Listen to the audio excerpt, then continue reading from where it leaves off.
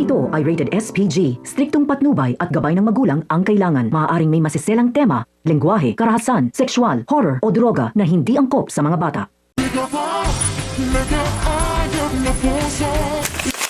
Isang mapagpalang araw mga kapamilya, narito ang mga pinakamainit na tagpo sa Coco Martin, Sigabo. Matapos ang matinding kaguluhang yumanig sa gintong lupa, isang napakasakit na pagsubok ang dumating sa buhay ni Gabo. Sa gitna ng kaguluhan ay malubhang nasugatan ang kanyang amang si Mang Rudy matapos maging biktima ng walang awang pag-atake. Agad nila itong isinugod sa ospital. Ngunit pagdating doon ay tila lalo pang bumigat ang kanilang sitwasyon. Kritikal ang kalagayan ni Mang Rudy at kinakailangan siyang operahan sa lalong madaling panahon. Ngunit bago pa man masimulan ang gamutan, malaking halaga ng pera ang kailangan nilang ihanda. Halos nawala ng pag-asa si Gabo at Aling Betchay dahil wala silang mapagkukunan ng ganoong kalaking halaga. Habang lumilipas ang bawat minuto, mas lalo nilang nararamdaman na ang oras ang pinakamalaki nilang kalaban. Hindi natanggap ni Gabo na wala siyang magawa habang unti-unting lumalaban sa kamatayan ang kanyang ama. Kaya naman gumawa siya ng isang matinding desisyon. Nangako siya sa sarili na gagawin niya ang lahat upang makahanap ng pera, kahit pa ang kapalit nito ay ang kanyang sariling buhay.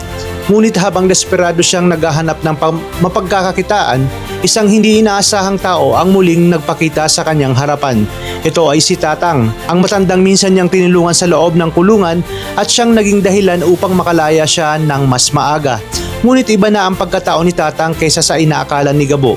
Dinala siya nito sa isang lihim na mansyon kung saan niya nalaman ang isang nakakagulat na katotohanan. Ang simpleng matanda na nakilala niya noon ay isa palang pinuno ng isang sekretong organisasyon na lihim na tumutugis sa mga pinakamapanganib na kriminal sa buong bansa. Ipinaliwanag ni Tatang na matagal na nilang inoobserbahan si Gabo. Nakita nila nga ang kanyang tapang at prinsipyo at determinasyong ipaglaban ang tama. Kaya naman nais nila siyang maging bahagi ng kanilang grupo. Kapalit ng napakalaking halaga ng pera na maaaring makapagligtas sa buhay ni Mang Rudy. Kailangan lamang gawin ni Gabo ang kanyang unang misyon. Ang target niya ay walang iba kundi si alias Tigre, isang kilabot na kriminal na matagal nang pinaghahanap ng batas at may napakalaking pabuya sa sino mang makakapaghati dito ng buhay o patay. Walang pag-aalinlangan tinanggap ni Gabo ang misyon. Para sa kanya, wala nang mahalaga kundi ang mailigtas ang kanyang ama. Ngunit hindi niya alam na sa mismong oras ding yon, may isa pang taong ipinadala upang tugisin ang parehong target. Ito'y walang iba kundi si Samantha.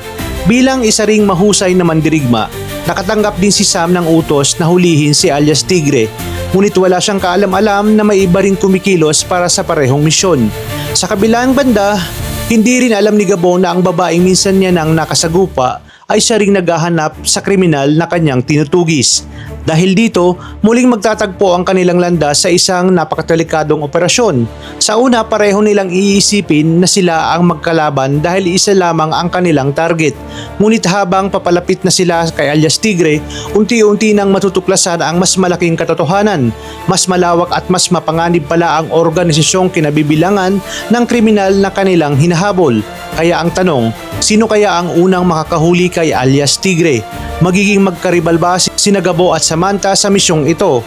O ito na ang pagkakataong isang tabi nila ang kanilang mga hindi pagkakaunawaan at magsasanib pwersa upang sabay na pabagsakin ang isa sa pinakatatakutang kriminal sa buong bansa?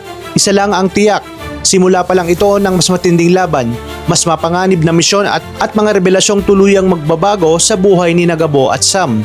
Kung naging interesado ka sa kwento natin ngayon at gusto nyong masubaybayan ang mga susunod pang kapanapanabik na kaganapan, huwag kalimutang i-like ang video na ito, mag-subscribe sa channel at i-click ang notification bell para lagi kang updated sa mga videos na aking i-upload. Maraming salamat sa inyong panonood at pagpalain tayong lahat, mga kapamilya.